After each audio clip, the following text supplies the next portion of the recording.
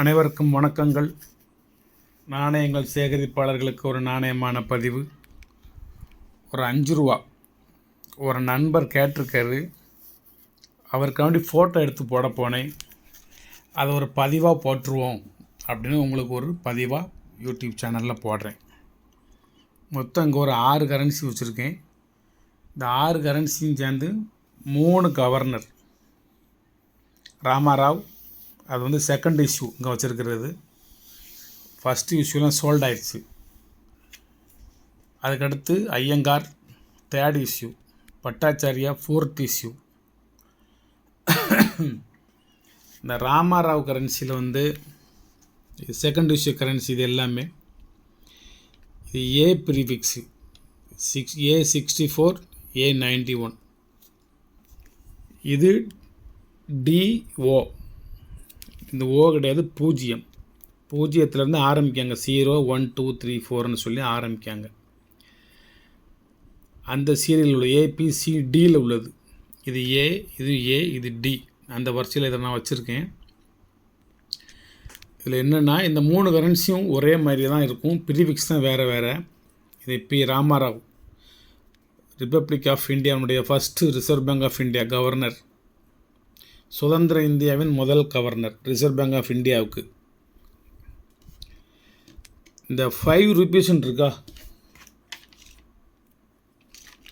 இந்த 5 ரூபீஸ்ன்னு இருக்கா.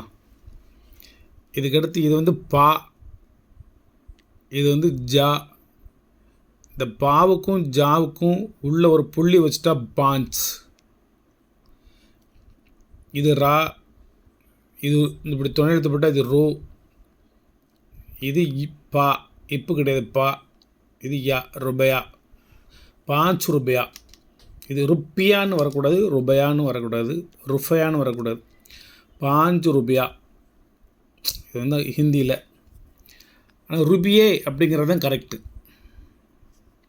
இந்த 5 ரூபியா அப்படிங்கிறதுல இதில் ஒரு மேலே இன்னைக்கு ஒரு ஒரு கொம்பு இப்படி இழுக்கணும், இந்த மாதிரி லெஃப்ட் சைடு இழுக்கணும். ருப்பியே. இந்த துணை எழுத்து வரக்கூடாது, இந்த கடைசி இந்த கோடை வரக்கூடாது.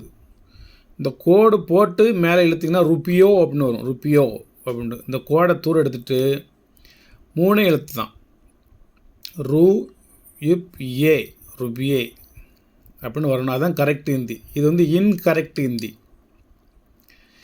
இதில் ஒரு 3 கரன்சி வச்சுருக்கேன். இந்த கரெக்ட் ஹிந்தியை காமிக்கவா? சரி, இன்கரெக்ட் ஹிந்தியை காமிச்சிட்டிங்க, கரெக்ட் ஹிந்தியை காமிங்க. இந்த இருக்குது பாருங்கள், இது கரெக்ட் ஹிந்தி. 5.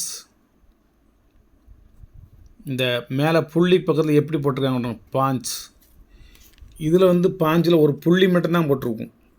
இதில் ஒரு பிறையும் போட்டு ஒரு புள்ளியும் போட்டிருக்கும். 5.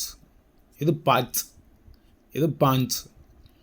ருப்பியே 3 எழுத்து தான், ரூ இப்பியே, ருப்பியே 3 எழுத்து தான். இதில் வந்து 4 எழுத்து துணை எழுத்து போட்டிருக்கும். 1 2 3 துணை எழுத்து போட்டிருக்கும், மேலே கோடு இருக்காது. ருப்பியா, இது வந்து ருப்பியே. இது கரெக்ட் ஹிந்தி, இது இன்கரெக்ட் ஹிந்தி. இந்த 3 தானும் நல்லா புரிஞ்சுக்கிட்டிங்களா? 5 ரூபீஸில் ஃபஸ்ட்டு இஷ்யூவில் வந்து இந்த லெட்டர்ஸ் வந்து இந்த நியூமரல் லெட்டர்ஸ் வந்து சென்டரில் இருக்கும், இங்கே இருக்கும். அதுவும் கூட இப்போ இருக்குது, காமிச்சிடுவேன். எக்ஸாம்பிள்னா காமிச்சிட்டுமா?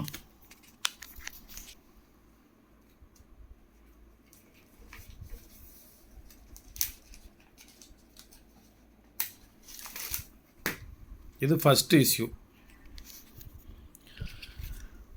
ஃபஸ்ட்டு இஷ்யூவில் ஹிந்தியில் எழுதியிருக்காது, பிரச்சனை இல்லை. உங்களுக்கு விட்டாச்சு.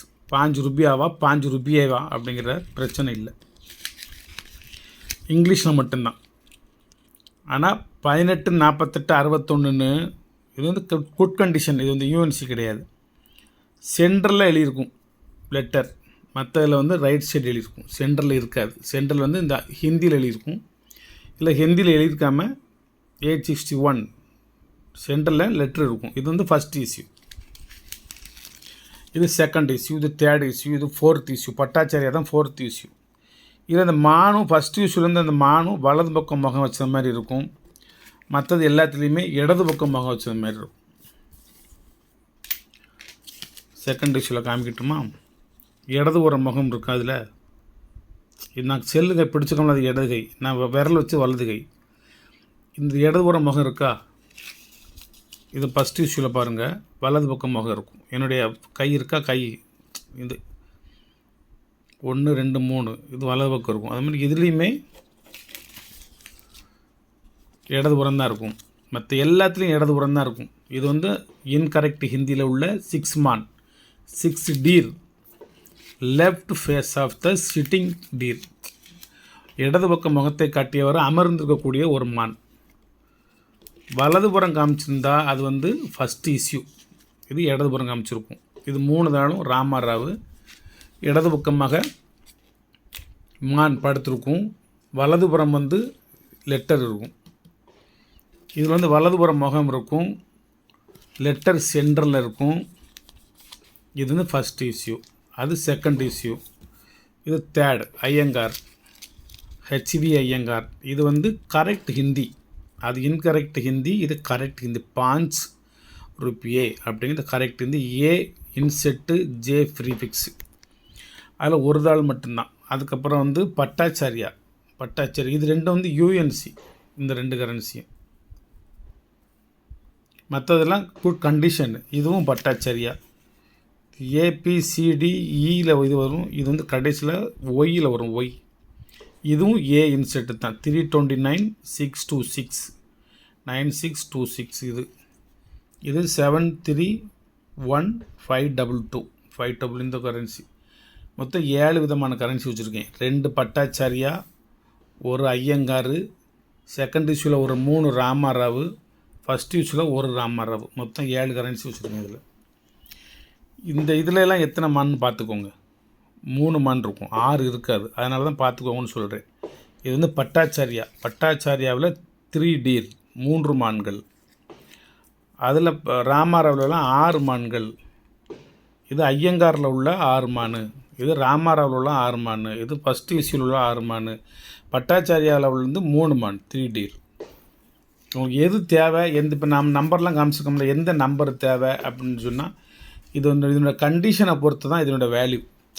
நல்ல யூஎன்சியாக குட் கண்டிஷன் இருந்ததுன்னா கொஞ்சம் ரேட் அதிகம். ஏன்னா இவ்வளவு காலமாக இது வந்து யூஎன்சியாக இருக்கிறது பெரிய ஒரு விஷயம். அதனால் யூஎன்சியாக இருந்தால் கொஞ்சம் ரேட் அதிகம், குட் கண்டிஷனாக இருந்தால் கொஞ்சம் ரேட்டு கம்மி, ரொம்ப யூஸ்டு கண்டிஷன் இருந்தால் அதை விட கொஞ்சம் கம்மி, கிழிஞ்சிருந்துச்சு பேனாட்லாம் எழுதி இருந்துச்சுன்னா அதை விட ரேட்டு கம்மி.